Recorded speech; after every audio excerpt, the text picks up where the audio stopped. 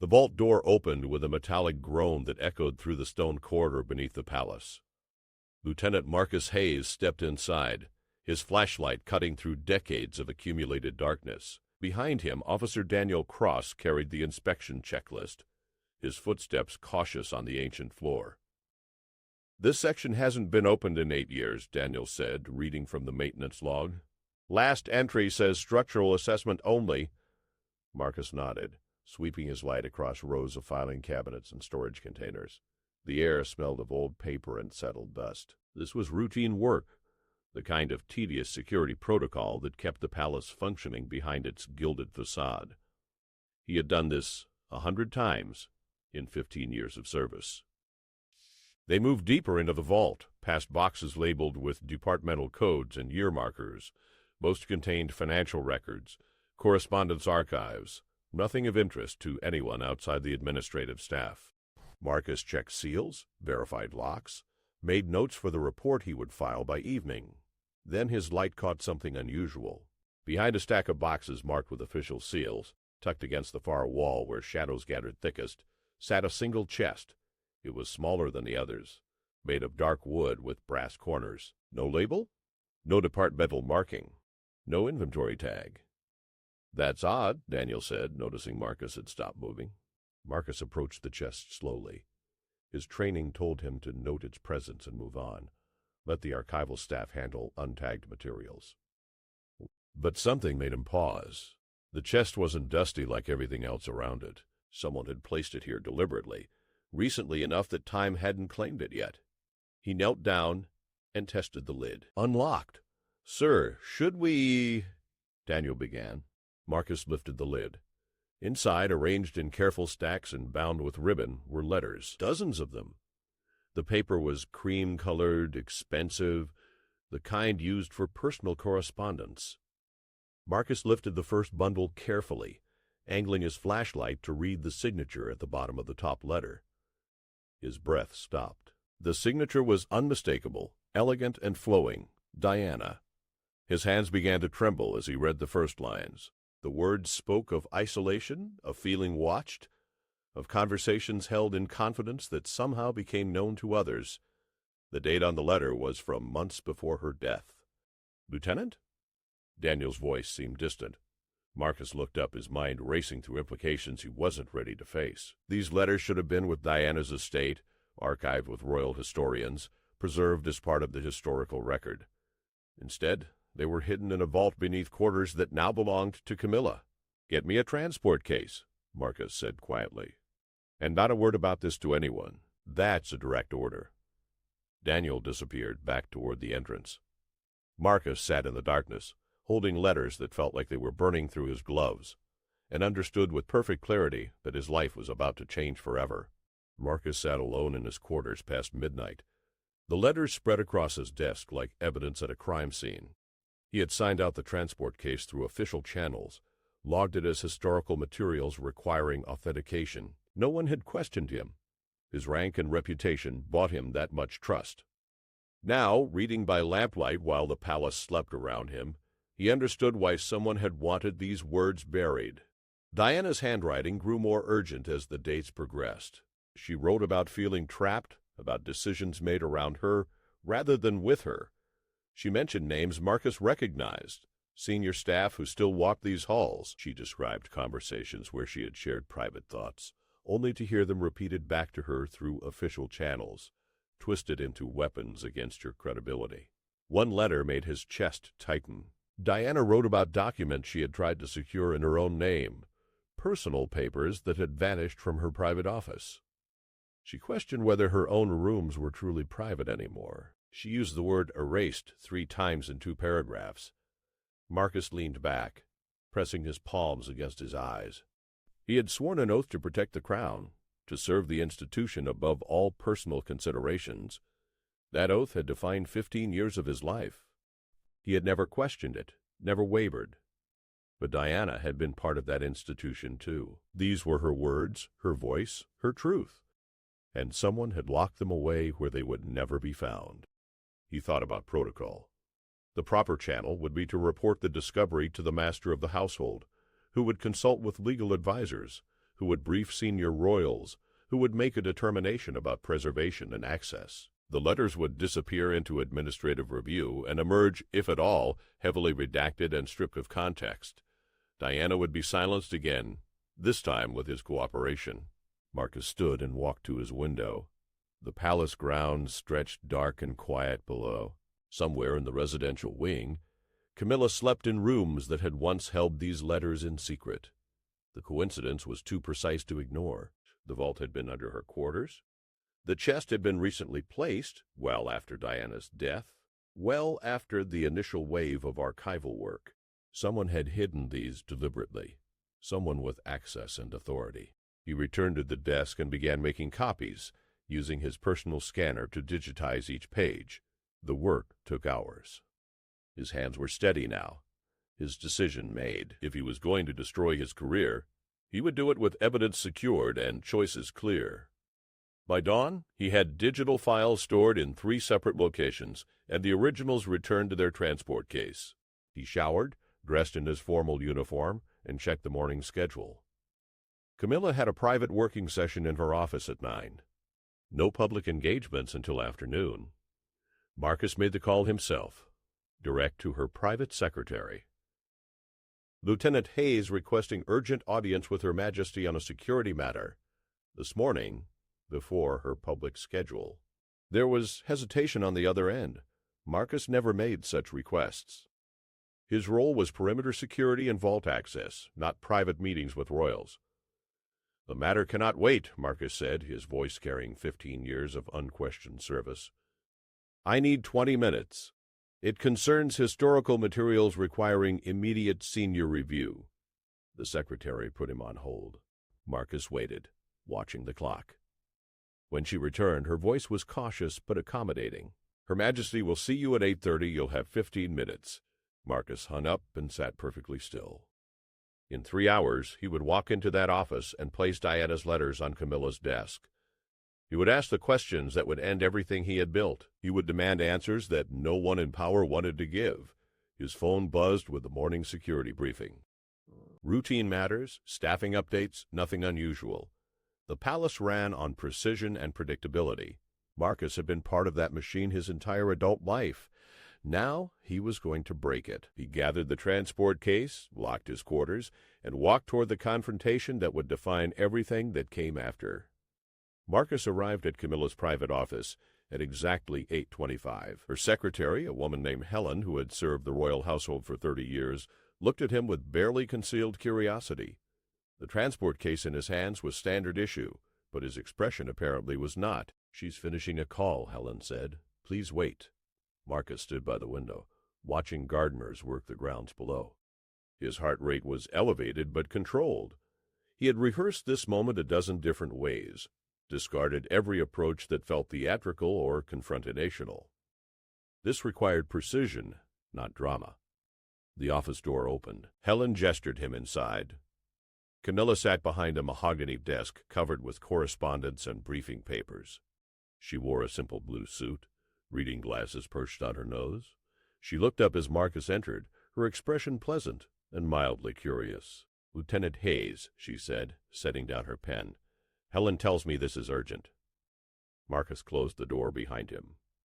He had been in the presence of royalty countless times during his service, always at a respectful distance, always in the context of security protocols. This was different. This was direct and personal and irreversible. Your Majesty, I need to discuss a discovery made during vault inspections yesterday. Camilla gestured to the chair across from her. Please, sit. Marcus remained standing. He placed the transport case on her desk, unlatched it, and carefully removed the first bundle of letters. He set them down directly in front of her, the signature visible on the top page. Camilla's face didn't change. She looked at the letters, then at Marcus, then back at the letters. Several seconds passed in absolute silence. Where did you find these?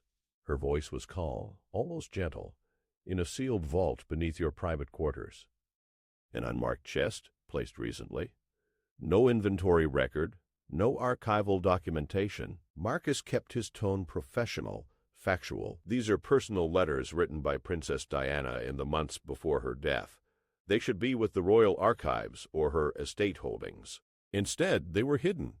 Camilla removed her reading glasses slowly, folding them with deliberate care. She didn't touch the letters. "And you've read them?" It wasn't a question, but Marcus answered anyway.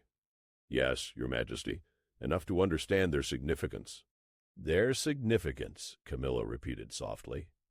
She leaned back in her chair, her hands folded in her lap. "Tell me, Lieutenant, what do you believe their significance to be?" Marcus had expected deflection, perhaps denial, possibly even anger.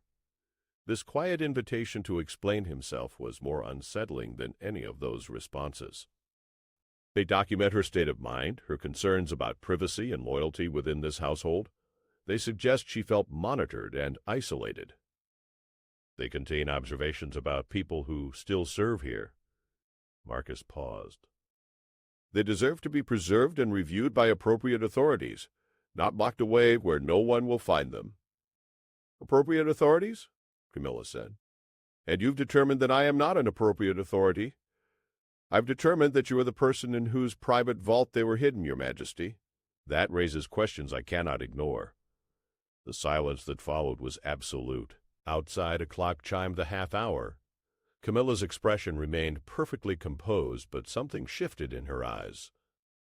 Recognition, perhaps. An acknowledgement that this conversation had crossed into territory from which there was no retreat. "You understand what you're doing," she said quietly. "Yes, Your Majesty." "You understand the position you're placing yourself in by bringing this to me in this manner?" "Yes, Your Majesty." Camilla stood slowly, moving to the window. She looked out at the same gardens Marcus had watched moments before. When she spoke again, her voice carried a weight that had nothing to do with royal authority and everything to do with something far more personal. "Those letters were secured during a very difficult time, Lieutenant. A time when this family was under extraordinary scrutiny and the institution itself was vulnerable. Decisions were made to protect what needed protecting." "Protecting the institution," Marcus said, "or protecting reputations." Camilla turned from the window. Her face was still calm, but her words cut with surgical precision. "You've served this household for 15 years with distinction. You've never questioned authority, never overstepped your mandate, never allowed personal judgment to interfere with duty. Why now, Lieutenant? Why this?" Marcus met her gaze steadily.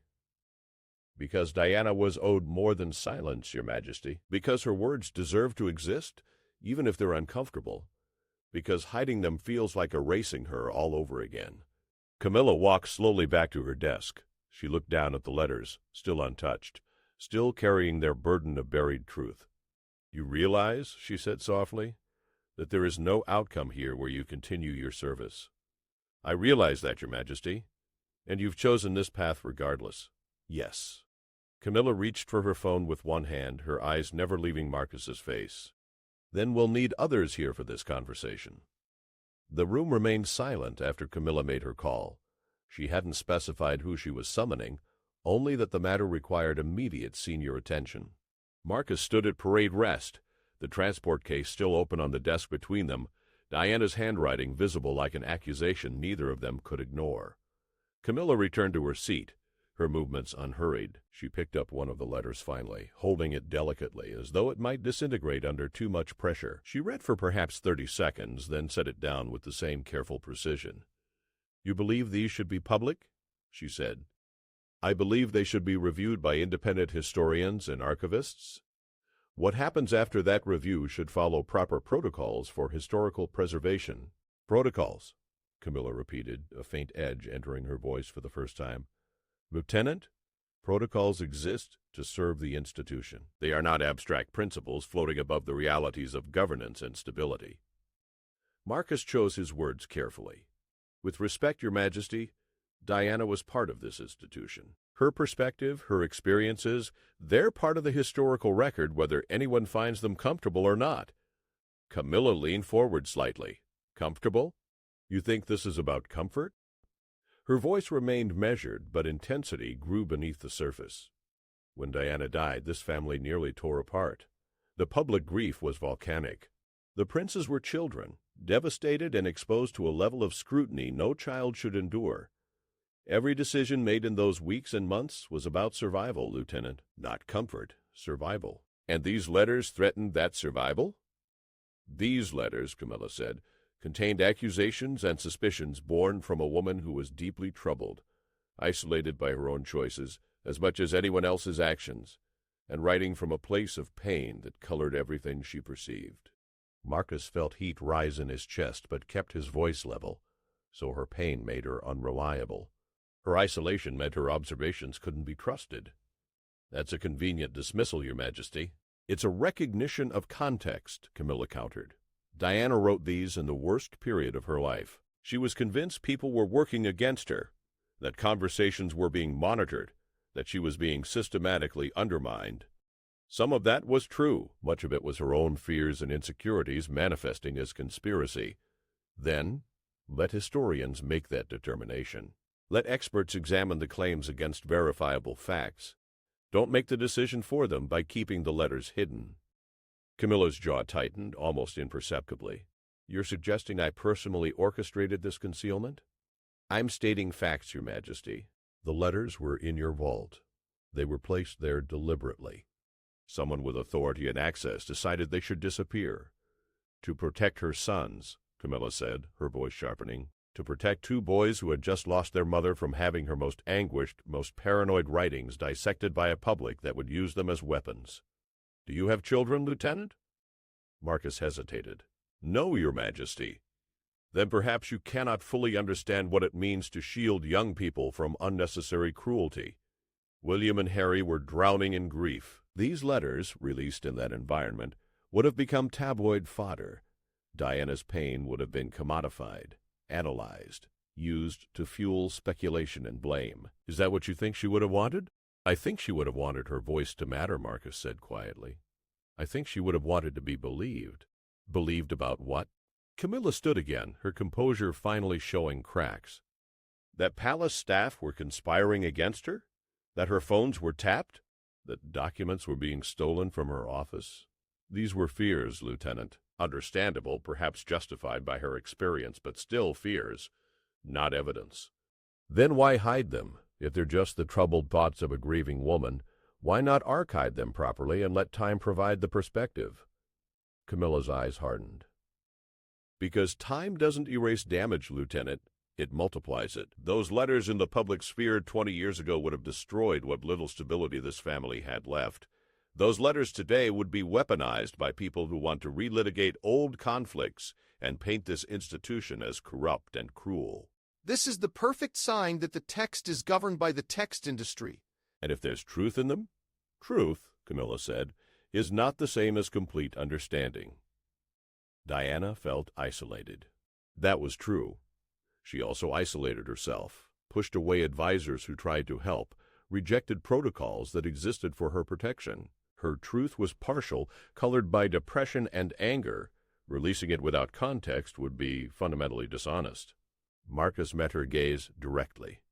Who gets to decide what context matters, Your Majesty? Who decides which truths are too dangerous to acknowledge? People who understand the consequences, Camilla said. People who carry the responsibility of keeping this institution functional so it can continue serving millions of people who depend on its stability. Even if that means erasing someone who was part of that institution? We didn't erase her, Camilla said, her voice dropping to something almost sorrowful. We protected her memory from being consumed by the very forces that tormented her in life. We chose preservation over exploitation. Marcus shook his head slowly. You chose silence over accountability. The words hung between them like a verdict. Camilla's face showed no anger, only a deep weariness that seemed to age her in the moment. You're determined to pursue this? Yes, Your Majesty. Even knowing it will cost you everything you've built here? Yes. Camilla looked at him for a long moment, something like respect flickering in her expression despite everything else. Then you're a principled fool, Lieutenant. And you're about to discover exactly how much principle costs. Marcus remained standing as footsteps approached in the corridor outside. He had perhaps 60 seconds before whatever Camilla had set in motion arrived. He used the time to center himself, to commit fully to the path he had chosen. The door opened without a knock. 3 people entered in succession. Sir Gregory Walton, head of royal security, a man Marcus had reported to for a decade. Catherine Marsh, the palace's chief legal advisor, her expression already prepared for crisis management. And finally, Philip Thornton, the master of the household, whose authority governed every operational aspect of palace life. They took in the scene with practiced efficiency. Marcus standing at attention, the open transport case, the letters spread on Camilla's desk. Sir Gregory's face darkened immediately. "Lieutenant Hayes," he said, his voice tight with barely controlled anger, "explain this situation. During authorized vault inspection yesterday, I discovered unmarked historical materials that had been improperly stored. Upon review, I determined they required senior attention due to their sensitive nature and unclear provenance." "Unclear provenance?" Catherine Marsh repeated, moving closer to examine the letters without touching them. "Bobby, baby!" She read Diana's signature, and her entire posture shifted. "Dear God." Philip Thornton looked at Camilla. "Your Majesty, were you aware these existed?" Camilla's response was measured. "I was aware materials from that period had been secured for institutional protection." "Paulus?" "Oh." "The specific contents were not my direct concern at the time." It was a masterful answer, Marcus recognized. Neither admission nor denial, leaving space for a plausible distance from the decision, while not contradicting the obvious facts. Sir Gregory turned his attention fully to Marcus. "You removed these from the vault without authorization for material of this classification." "I removed them under my authority to secure historical materials requiring authentication. That's within my mandate as senior vault inspector." "Your mandate," Sir Gregory said, "does not extend to private meetings with Her Majesty to discuss materials you should have immediately reported through chain of command." "Chain of command would have buried them again," Marcus said. "We all know that." The room went silent. Catherine Marsh closed her eyes briefly, as though pained by the directness of the statement. Philip Thornton's expression remained neutral, but something flickered there that might have been understanding. Sir Gregory stepped closer, his voice dropping to something dangerous. "You're confessing to deliberate circumvention of protocol based on your personal judgment about institutional intent. Do you understand how serious that is?" "I understand perfectly, sir. Do you?" Sir Gregory's face was flushed now. "You violated security procedures, removed classified materials, made unauthorized copies." "You don't know about copies," Marcus interrupted. The silence that followed was absolute. Sir Gregory stared at him, processing the application. Catherine Marsh's hand went to her temple. Philip Thornton actually smiled, grim and humorless. "You made copies," Sir Gregory said slowly. "You've distributed classified historical materials to external locations. I've secured them so this conversation doesn't end with the letters disappearing and my credibility destroyed." "Yes, sir." Catherine Marsh spoke for the first time since her initial reaction. "Lieutenant, you've just admitted to actions that constitute theft of Crown property and unauthorized disclosure of protected materials. We can prosecute you. We will prosecute you if those copies exist anywhere outside controlled environments." Marcus had prepared for this. He pulled a folded document from his jacket pocket and placed it on the desk beside the letters. "That's a formal request for independent historical review, citing the Public Records Act and precedent for disputed archival materials. I'm requesting the letters be examined by a panel including representation from the National Archives, academic historians, and legal experts in royal historical preservation." Still, his burning desire was to teach. Philip Thornton picked up the document, reading quickly. "This is remarkably well researched." "I had all night," Marcus said. Sir Gregory's hands were clenched at his sides. "You think a formal request protects you? You think citing the Public Records Act gives you authority to blackmail the Crown?" "I'm not blackmailing anyone, sir. I'm requesting proper handling of materials that were improperly concealed. If that request is denied, the copies become relevant to ensuring these letters aren't destroyed." "That's exactly blackmail," Catherine Marsh said quietly. "You're threatening disclosure if we don't comply with your demands." "I'm protecting historical materials from suppression," Marcus countered. "There's a difference." Camilla had remained silent through the entire exchange, watching with an expression that revealed nothing. Now she spoke, her voice cutting through the tension like a blade. "Where are the copies, Lieutenant?" Marcus looked directly at her. "Secured with instructions for release if I'm detained without charge, dismissed without due process, or if the originals disappear from official custody. 3 separate locations, 3 separate trusted individuals who understand their significance. Sir Gregory made a sound of disgust. You've involved civilians in classified royal materials. That alone is grounds for immediate arrest. Then arrest me, Marcus said calmly, and explain to the public why a decorated guard was detained for requesting proper archival review of Princess Diana's letters. See how that plays in the press you're so concerned about protecting the institution from. Catherine Marsh closed the document Philip was still holding. He's right. Arresting him creates exactly the spectacle we need to avoid. The story becomes about suppression rather than content. So we let him dictate terms? Sir Gregory's voice was incredulous. We find a solution that serves everyone's interests, Philip Thornton said, his tone suggesting this was the first sensible thing anyone had said. He looked at Marcus with something approaching respect. You've positioned this carefully, Lieutenant. You're willing to destroy yourself, but you've made sure the destruction serves your purpose. Marcus nodded once. I'm willing to accept consequences for my actions, sir. I'm not willing to let these letters vanish without acknowledgment. Camilla stood slowly. Everyone in the room turned their attention to her. She looked at each person present, then settled her gaze on Marcus. You force this into the open, Lieutenant. You've created a situation where quiet resolution is impossible. I hope you understand what you've unleashed. I understand Diana's voice matters, Your Majesty. Whatever comes after that is secondary. Camilla's expression was unreadable. We'll see if you still believe that when the consequences arrive. She reached for her phone again, this time dialing a different number. When she spoke, her voice carried absolute authority. We need you here immediately. It's urgent. She didn't say who she was calling. She didn't need to.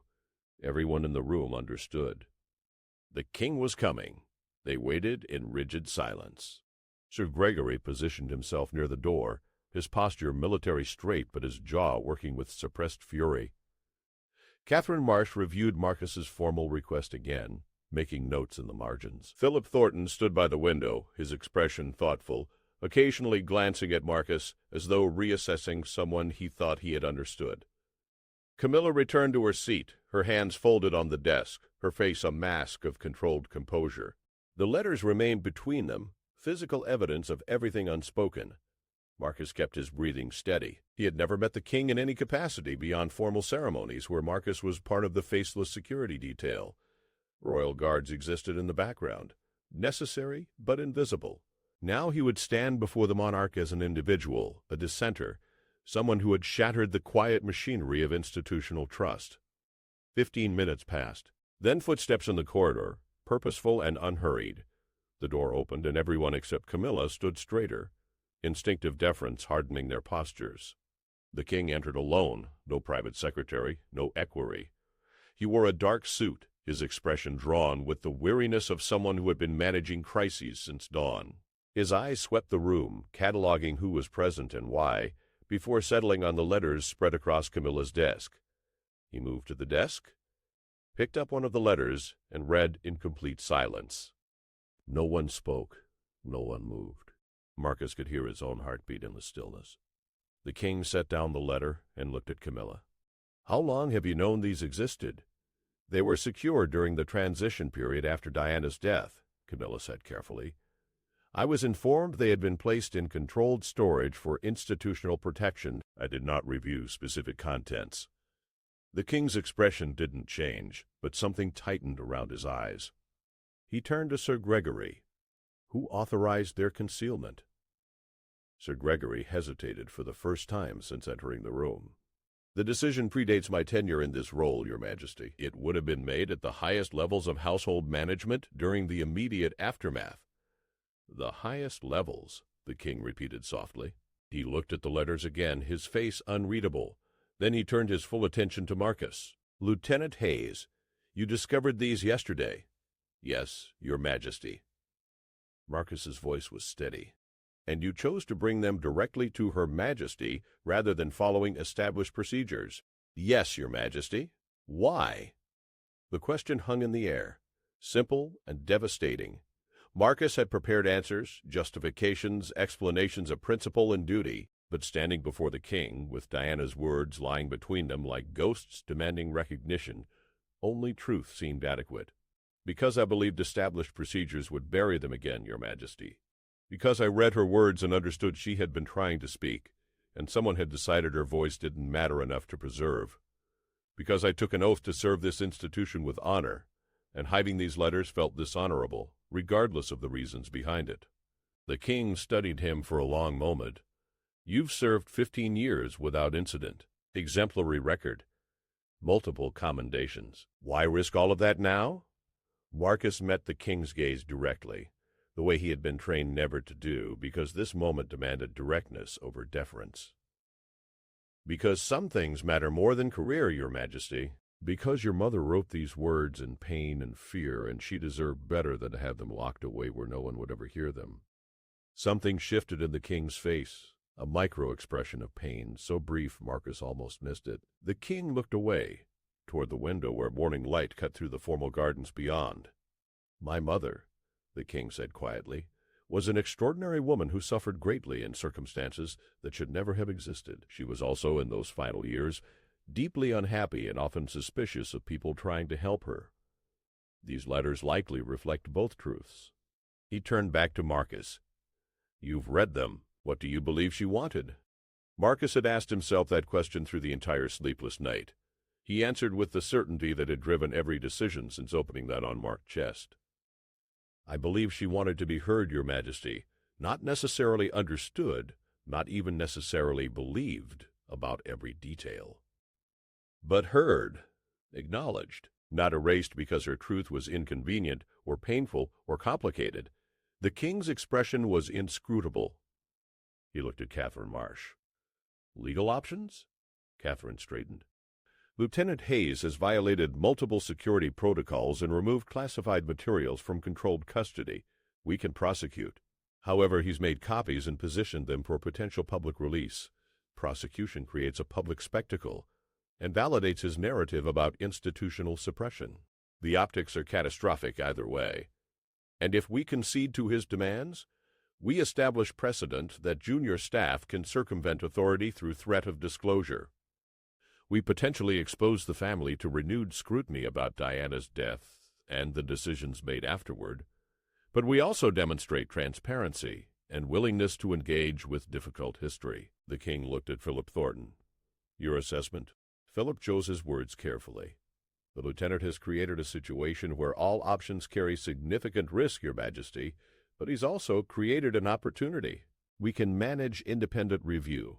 We can control the narrative around preservation and historical accuracy. What we cannot control is the story if these letters surface through unauthorized channels after we've attempted suppression. The king nodded slowly. Processing, he walked to where Marcus stood, close enough that protocol demanded Marcus drop his eyes. Marcus kept his gaze level. You understand you've destroyed your career here, the king said. Yes, Your Majesty. You understand that even if I agree to review, you cannot remain in service after defying direct authority and threatening the crown with disclosure. Yes, Your Majesty?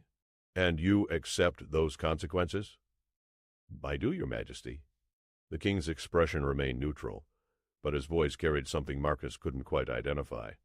Respect, perhaps. Or sorrow. My mother would have appreciated your conviction, Lieutenant. She valued loyalty, especially from people who had no obligation to care about her memory. He paused. She also valued truth, even when it was painful, especially then. The room held its breath. What do you believe she would have wanted, Your Majesty? Marcus asked quietly, echoing the king's own question back to him. The king smiled, faint and sad. She would have wanted her words to exist, Lieutenant. She would have wanted someone to fight for them when powerful people wanted them buried. She would have wanted exactly what you're demanding. He turned to Catherine Marsh. Draft terms for independent review. Panel composition to include National Archives representation, academic historians with expertise in modern royal history, and legal counsel with no current ties to the household. Their findings will determine preservation protocols and eventual public access timelines. Catherine nodded, already making notes. The king looked at Sir Gregory. Lieutenant Hayes will be required to resign his commission effective immediately. Honorable discharge, full pension, confidentiality agreement regarding operational details of his service. If he refuses these terms, proceed with prosecution for security violations. Sir Gregory's face was stone. Yes, Your Majesty. The king turned back to Marcus. You have 1 hour to decide, Lieutenant. Accept honorable discharge and review proceeds, or face prosecution, and the letters remain in contested custody while legal proceedings unfold. Choose? Marcus had already chosen days ago, in the moment he opened that chest. I accept the terms, Your Majesty. The king nodded once. Then we're finished here. He moved toward the door, then paused. Without looking back, he spoke one final time. My mother deserved better than what this institution gave her, Lieutenant. Thank you for remembering that. Then he was gone, and Marcus stood in the wreckage of everything he had built, holding on to the one thing that mattered more. The king's departure left a vacuum that no one immediately filled. Sir Gregory was the first to move, pulling out his phone and stepping into the corridor to make calls Marcus could only imagine. Catherine Marsh gathered the letters with gloved hands, placing them carefully back into the transport case. Philip Thornton watched Marcus with an expression that suggested complex calculations happening behind his neutral facade. Camilla remained seated, her composure intact but something exhausted in her eyes. She looked at Marcus directly for the first time since the king had left. You got what you wanted, Lieutenant. Marcus shook his head slightly. I got what was necessary, Your Majesty. Not what I wanted. And the difference matters to you. Yes, Your Majesty. Camilla stood, smoothing her jacket with precise movements. The review panel will examine those letters with no predetermined outcome. They may conclude Diana was documenting real concerns. They may conclude she was suffering from paranoia and isolation. Either finding will be used against this family by people who profit from our pain. Or, Marcus said quietly, they may conclude the truth is complicated and that acknowledging complication is better than enforcing silence. Camilla's smile was thin and weary. You have more faith in nuance than I do, Lieutenant. In my experience, people prefer simple villains to complex truth. She walked past him toward the door, pausing just before leaving. You sacrificed your career for a woman you never met, based on words written in her darkest moments. I hope history proves you right about their value. Then she was gone, leaving Marcus alone with Philip Thornton and the sealed transport case. Philip moved to the desk, leaning against it with casual authority. Sir Gregory will have your discharge papers ready within the hour. What? He'll be thorough and he'll be angry, but he'll follow the king's directive exactly. You'll sign, surrender your credentials, and be escorted from the grounds by midday. Bah. Marcus nodded. He had expected nothing different. The confidentiality agreement will be comprehensive, Philip continued. No interviews, no memoirs, no cooperation with journalists seeking inside perspective on this situation. Violation brings immediate prosecution and pension forfeiture. Understood. Philip studied him with open curiosity. You knew all of this going in? You planned for it. I understood the likely outcomes, yes. Then you're either remarkably principled or remarkably foolish. Possibly both. Philip crossed his arms. Why Diana, Lieutenant? Why her specifically? You weren't here during her time. You have no personal connection to her story. Marcus considered the question. He had asked himself the same thing repeatedly through the long night of reading her letters, through the confrontation with Camilla, through every moment since he had opened that chest. Because she was erased, he said finally. Not physically, not from memory, or public consciousness, but her version of events, her perspective on what happened to her inside these walls, that was buried. And burial implies something worth hiding. This, says the town. If her words had been archived properly, examined in due time, treated as legitimate historical materials, I would never have questioned it. But they weren't. They were hidden in an unmarked chest in a vault where no one would find them. That act of concealment made them matter. Philip nodded slowly. You believe institutional suppression proves institutional guilt. I believe institutional suppression proves institutional fear of what might be revealed. guilt, negligence, complicity, or simple human failure to protect someone who needed protecting. The specific nature matters less than the pattern of choosing silence over accountability. That's a damning view of this institution, Lieutenant. It's an honest view based on the evidence I've found. Philip was quiet for a moment, his expression thoughtful. The review panel will be assembled within 72 hours.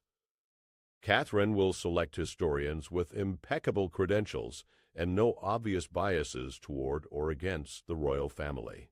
They'll work under strict confidentiality with access to broader archival materials for context. Their findings will be delivered to the king directly. And after that, decisions will be made about preservation and eventual access.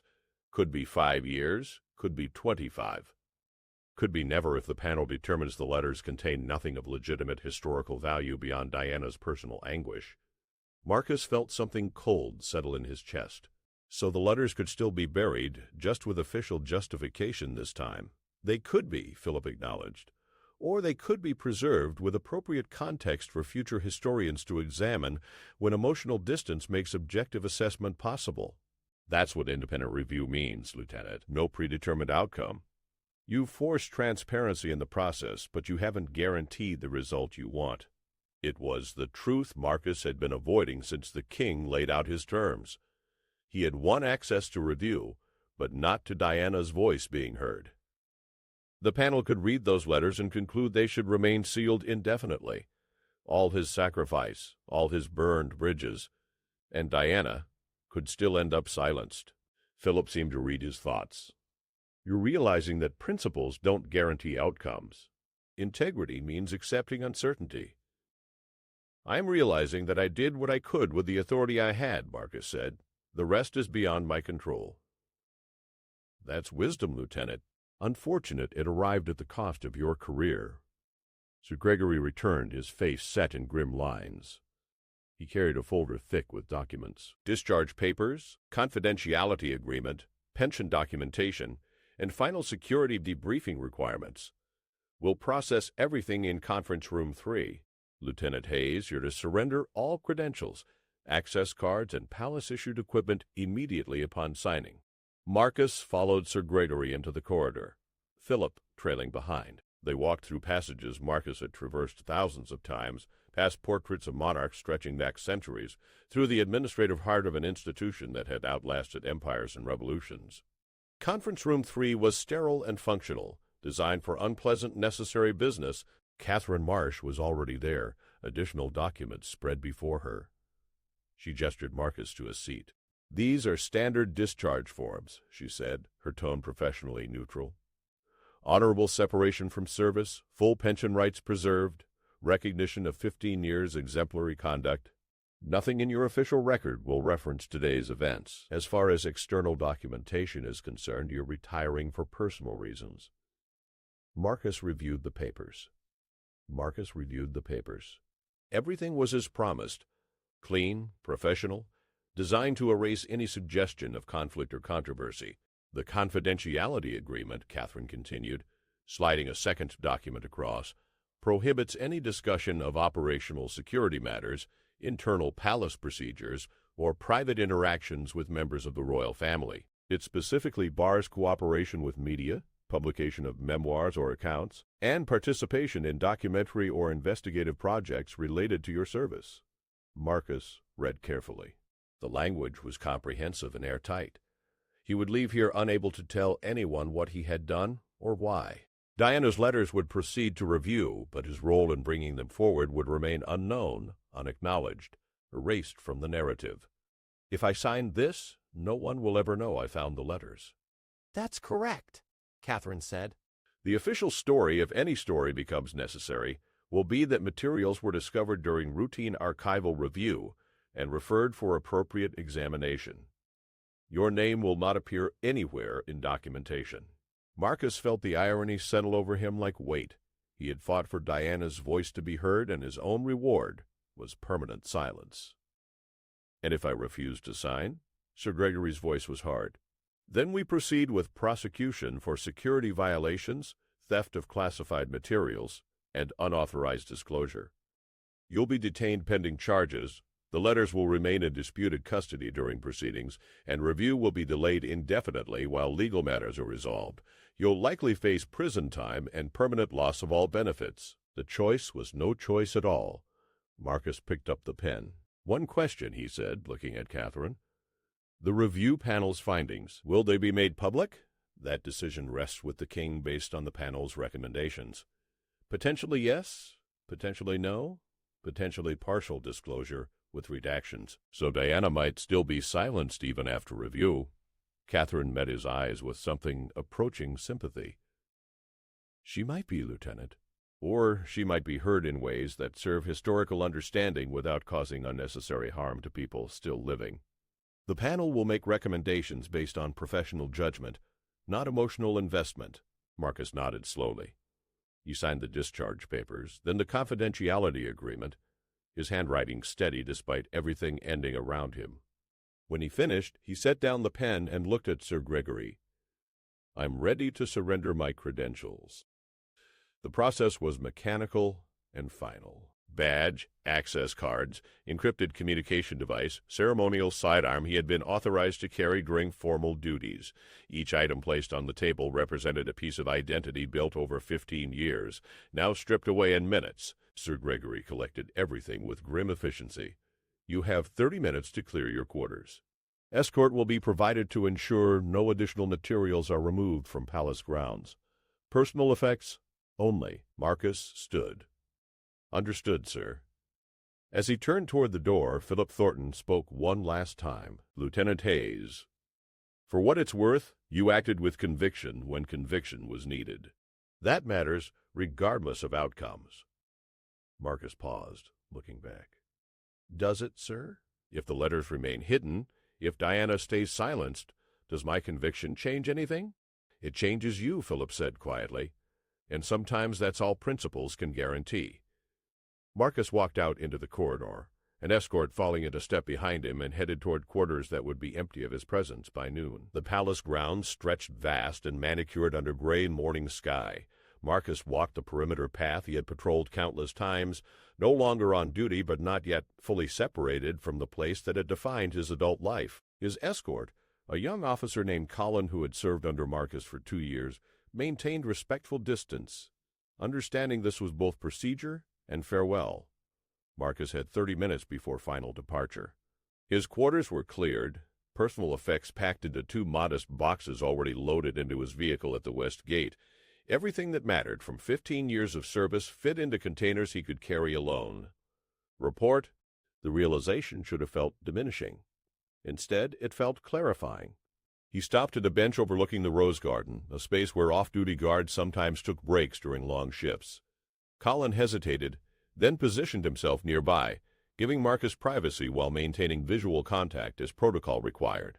Marcus sat and let himself think through everything that had unfolded. The discovery, the confrontation, the king's arrival, the terms that had been offered and accepted. He replayed his choices, testing them against doubt, searching for the moment he could have done something differently. He found none. Even knowing the outcome, even accepting that Diana's voice might still be suppressed by a review panel with authority he couldn't challenge, he would make the same decisions. The letters deserved acknowledgement. Her words deserved consideration. Whether that consideration led to preservation or continued burial, at least now the choice would be made through deliberate process rather than silent concealment. His phone buzzed. Marcus pulled it from his pocket, expecting final administrative details. Instead, he found a message from a number not in his contacts. The text was brief. Lieutenant Hayes, this is Philip Thornton. The panel has been notified and preliminary timeline established. First review session scheduled within 72 hours. Wanted you to know your actions initiated something that will proceed with integrity. Whatever the outcome, the process will honor your intention. P.T. Marcus read it twice, then deleted it. The confidentiality agreement prohibited contact about these matters, even supportive contact. Philip had taken a risk sending it. Marcus wouldn't compound that by keeping evidence. But the message settled something in him. The machinery was moving. Diana's letters would be examined by people with no institutional bias, no predetermined agenda beyond historical assessment. It was more than existed 24 hours ago.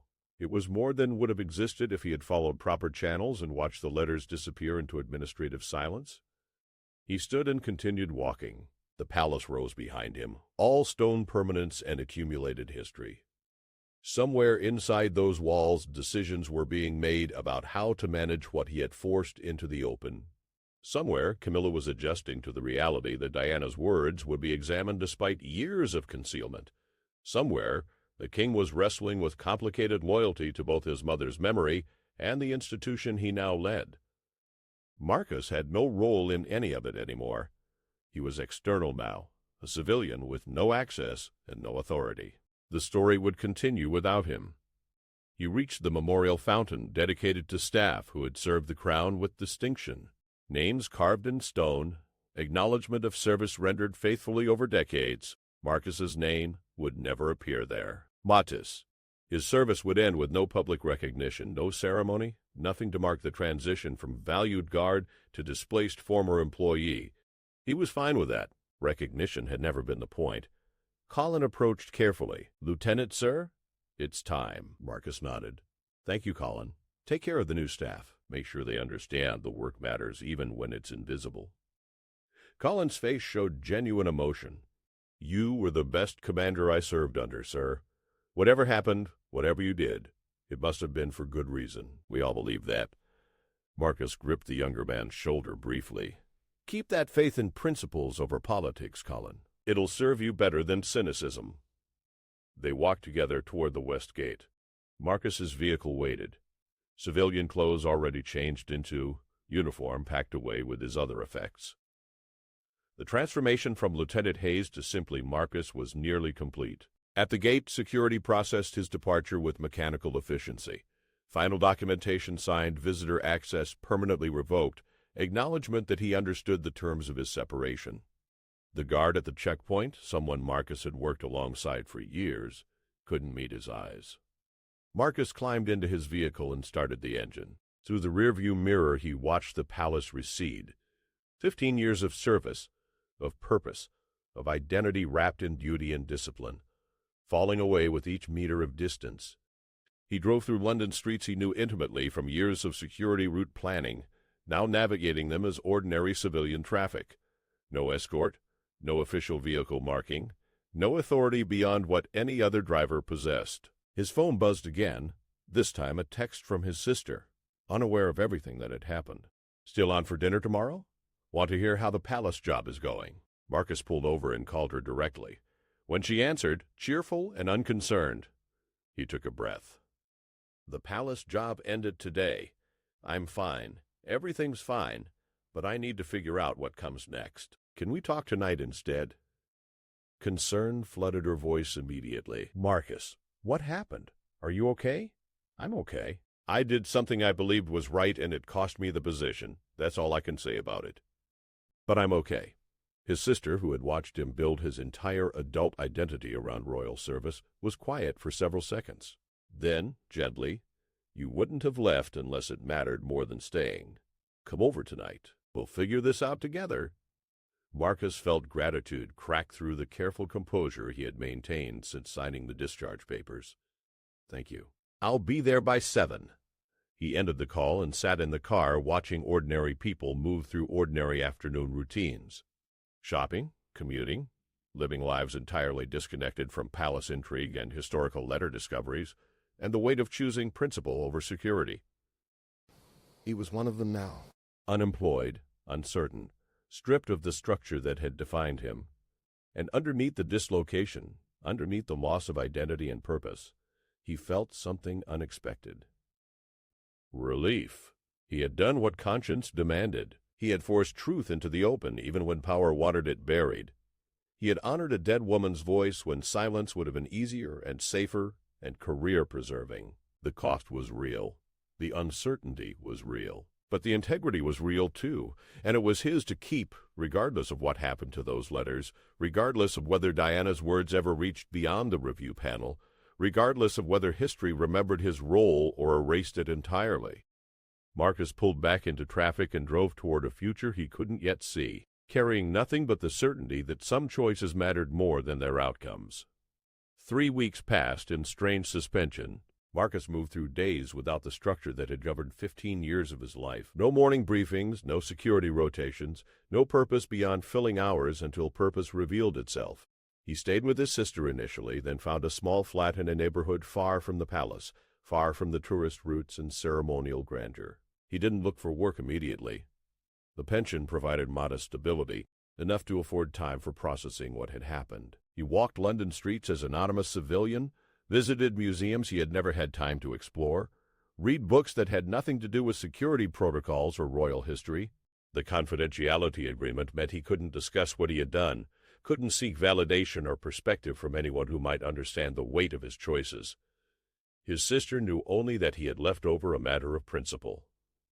His few friends from outside palace service accepted his vague explanations without pressing for details. The isolation should have been unbearable. Instead, Marcus found it clarifying. Without the need to explain or justify, without the pressure of others' opinions or reactions, he could examine his decisions with brutal honesty. He had sacrificed his career for letters that might never be heard. He had forced review that could conclude Diana's words deserved continued burial. He had acted on conviction that might produce no meaningful change beyond his own displacement, and yet, walking through parks on autumn afternoons, sitting in cafes without rank or responsibility, Marcus felt no regret. The body, the principle had been sound even if the outcome remained uncertain. Honor had required action, even if action produced personal cost. Some things mattered beyond calculation of benefit and consequence. The letter arrived on a Tuesday morning, 24 days after his departure. Official envelope, palace seal, Marcus's new address written with formal precision. He opened it, standing in his small kitchen, coffee growing cold on the counter. Lieutenant Marcus Hayes, represented, the independent review panel convened to examine historical materials referenced in case file RP 2025. 447 has completed preliminary assessment. Panel composition included Dr. Washnaw, Helen Morrison, National Archives, Professor Anthony Webb, Cambridge University Department of History, and Miss Sarah Fielding, QC, representing Independent Legal Counsel. Following comprehensive examination and contextual research, the panel has delivered findings to His Majesty with recommendations regarding preservation and access protocols. The panel determined that materials contain legitimate historical significance, documenting personal perspectives during a consequential period of institutional transition. Contents reflect both verifiable concerns and subjective interpretations influenced by emotional distress. Panel recommends archival preservation with restricted scholarly access beginning in 25 full public access in 2075, consistent with established protocols for sensitive personal royal correspondence. Panel findings acknowledge that materials were improperly stored outside standard archival procedures. Recommendations include comprehensive review of existing vault contents to identify and properly catalog any additional misplaced historical materials. Your role in bringing these materials to institutional attention is noted in confidential case documentation, though your identity will not be disclosed in any public summary of findings. His Majesty has approved panel recommendations in full. Materials have been transferred to National Archives custody under restricted access designation. This concludes formal proceedings related to case file RP 2025. 447. Philip Thornton, Master of the Household, Marcus read it 3 times, absorbing each careful word. The letters would be preserved. Diana's voice would exist in archive, available to scholars in 25 years, to the public in 50. Not immediate vindication, not the exposure he might have hoped for in moments of idealism, but acknowledgment. Recognition that her words mattered enough to preserve for future understanding. The panel had found both truth and distortion in her writing, had acknowledged the complexity Marcus had always suspected existed. Diana had been neither paranoid conspiracy theorist nor perfectly reliable witness, but a suffering woman documenting her experience from inside that suffering. Her perspective deserved preservation, even if it wasn't complete objective truth. And somewhere in confidential documentation, Marcus's name appeared as the person who had forced this outcome. Not publicly, not in any way that would bring recognition or vindication, but preserved alongside the history he had helped protect. It was enough. Marcus folded the letter and placed it in a drawer. The confidentiality agreement meant he couldn't share it, couldn't tell anyone what it represented, but he knew, and that knowledge settled something fundamental. His phone rang, number not in his contacts.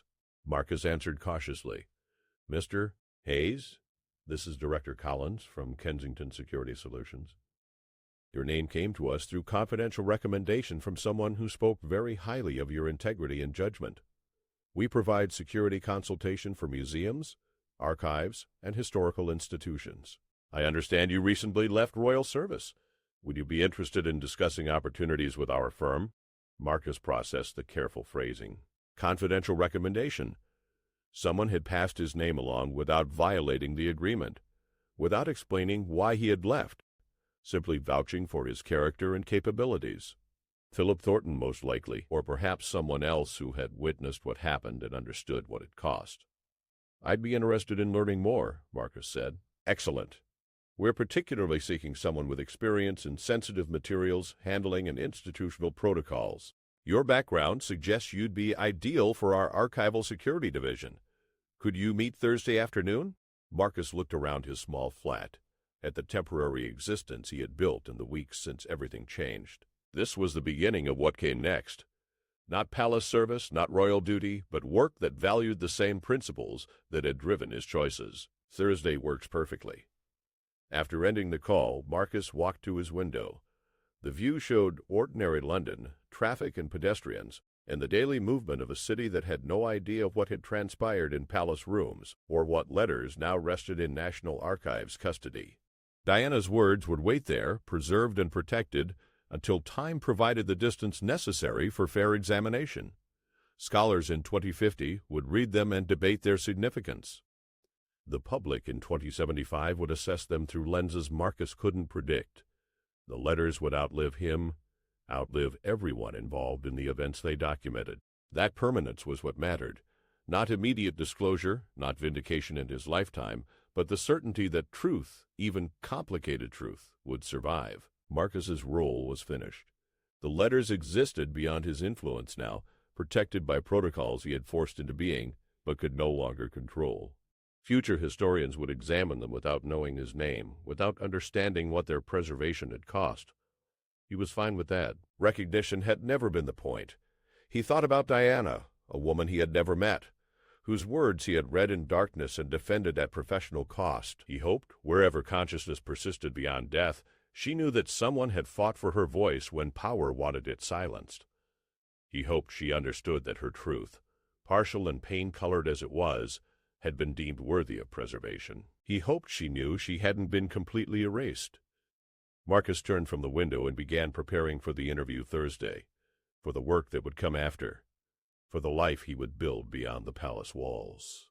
He carried no bitterness about what he had lost, no resentment about the silence imposed on his role, no regret about choices that had seemed impossible but had proven necessary. He had served the crown with honor for 15 years. He had served truth with conviction when it mattered most. The cost had been real, but the integrity remained untarnished. Some legacies lived in public monuments and official recognition. Others lived in quiet acts that changed nothing visible but everything essential. Marcus had chosen the latter, and he walked into his uncertain future knowing that choice had been right regardless of who remembered or forgot it. Diana's letters waited in archives, silent now but not silenced, preserved for the judgment of time and the examination of future generations who would care about truth more than protecting institutional comfort. It was enough. It had always been enough. Marcus closed the letter in its drawer, poured fresh coffee, and began planning for Thursday's interview and all the days that would follow, carrying forward the principles that had cost him everything and given him back something more valuable than any position or rank. His conscience, clear and uncompromised, was his to keep forever.